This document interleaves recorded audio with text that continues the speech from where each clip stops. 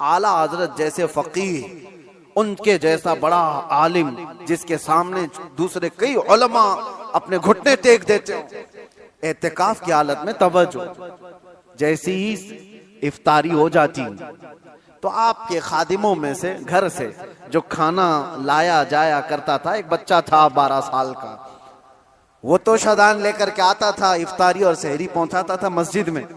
लेकिन आला हजरत को एक आदत थी पान खाने की, और पान खाने वाले लोग इफ्तारी के फौरन बाद पान चाहिए। आला हजरत इफ्तारी कर चुके, पान जो रोजाना आता था वो बच्चा पान लाया नहीं, और टाइम गुजरता गया, आपको पान की तलब हुई कि अभी तक आया नहीं। वो तकरीबन घंटा भर के बाद वो बच्चा आया और दौड़ता हुआ आया, कहा बड़े मौलाना साहब पान रह गया। पान ला करके दिया, एक तमाचा उसको लगाया, कहां चला गया था, पान लेकर कहां भाग गया था। वो बच्चा, जो खादिम है, खिदमत करने वाले लोग हैं, कहा माफ कीजिए भूल गया था, दिया और चला गया भागकर, पान खा लिया। आपके शागिर्द हैं अल्लामा जफरुद्दीन बिहारी रहमतुल्लाह तआला अलैह, उन्होंने लिखा है इसको, आला हजरत के शागिर्द। वो कहते हैं पान खाने के बाद आला हजरत इतने बेकरार हो गए, तरावी हो गई, टहलते रह गए इधर से उधर बेचैनी से। मैंने जाकर पूछा इमाम वक्त से, आला हजरत से, मौलाना जफरुद्दीन साहब फरमाते, कहा क्या वजह है। आला हजरत ने कहा मौलाना जाओ वो बच्चा कहाँ है उसको ढूंढ के लाओ। कहा क्यों, क्या हुआ। काम उसको बुला लाइए, मैं उसको मार दिया था। तो मौलाना जफरुद्दीन रहमतुल्लाह अलैह फरमाते, मैं ढूंढने के लिए निकला, वो कहाँ मिलता, रात हो गई थी, कहीं दुबक के सो गया हो। लेकिन आला हजरत ने रात भर ढूंढने लगवाया, जो भी शागिर्द आए उससे कहो बच्चे को ढूंढ लाओ जो खाना लाता है हमारा, वो कहीं मिला ही नहीं। रात भर आप सोए ही नहीं, मस्जिद में टहलते रहे बेकरारी के साथ। सहरी का वक्त हुआ तो तोशादार लेकर बच्चा आ गया, उसकी ड्यूटी थी।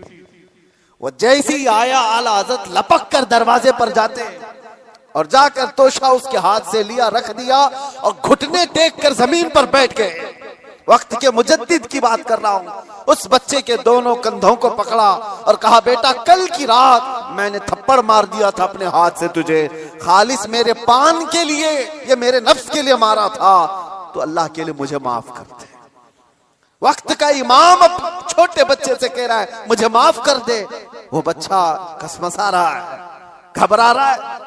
देखा है वक्त के बड़े बड़े फकीह और मुफ्तियान कराम इस इमाम के सामने बैठ जाते हैं अदब से, और ये वक्त का इमाम मुझसे माफी तलब कर रहा है। बच्चे ने कहा हुजूर छोड़ दीजिए, मैंने कुछ समझा ही नहीं, मुझे कुछ पता ही नहीं। आला हज़रत ने कहा नहीं ऐसा नहीं होगा, तू कह दे माफ किया। मौलाना जफरुद्दीन फरमाते हैं मैं देखता खड़ा था, आला हज़रत कह रहे हैं कल क़यामत के दिन अगर रसूलुल्लाह सल्लल्लाहु अलैहि वसल्लम ने मुझसे पूछा ऐ अहमद रज़ा क्या तेरे अंदर अल्लाह ने ताकत इसलिए दी थी कि तू अपने पान के लिए छोटे बच्चे पर हाथ मारे, मैं क्या जवाब दूंगा उस दिन क़यामत के दिन।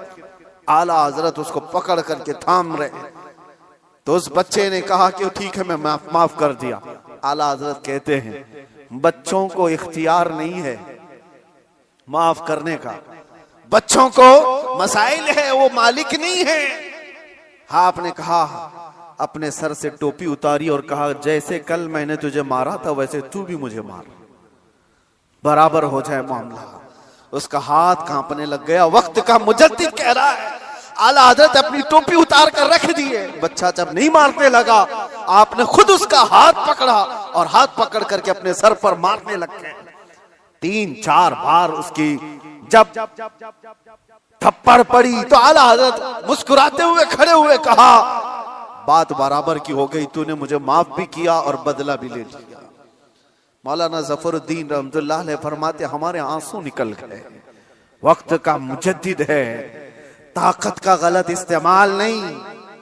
मेरे अजीजों अगर अल्लाह ने जिस्म में ताकत दिया है तो इसलिए नहीं क्या तुम अपने से नीचे वालों पर इसका इस्तेमाल करते रहो। इसीलिए अल्लाह के नबी सल्लल्लाहु अलैहि वसल्लम ने क्या फरमाया, मन लम यरहम सगीरना वलम युअक्किर कबीरना फलैसा मिन्ना, जो अपने छोटों पर रहम नहीं करता और बड़ों की शफकत नहीं करता और बड़ों की इज्जत नहीं करता वो मेरी उम्मत में से नहीं। अल्लाह ताला ने अगर ताकत दिया है, नौजवानों से मैं कहता हूं गलत इस्तेमाल नहीं करना, इसका गलत इस्तेमाल कभी ना हो।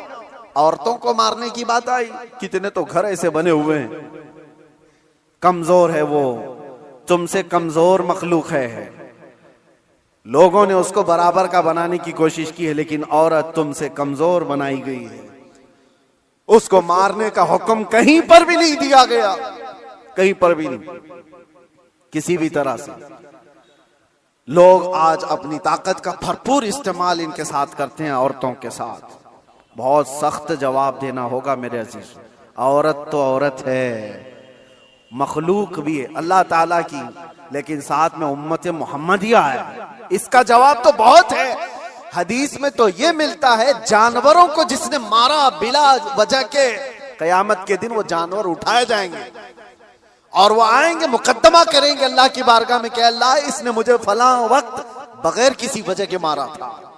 रब ताला उस जानवर को सींग अता करेगा और कहेगा कि तू उतना मार ले इसको यहाँ, और वहां सख्ती के साथ वो जानवर इस जालिम को मार रहे होंगे, अहले महशर उसको देख रहे हैं। जानवरों के साथ जुल्म को इस्लाम ने जायज नहीं किया, घरों में अपने औरतों के साथ कौन जुल्म की इजाजत देगा।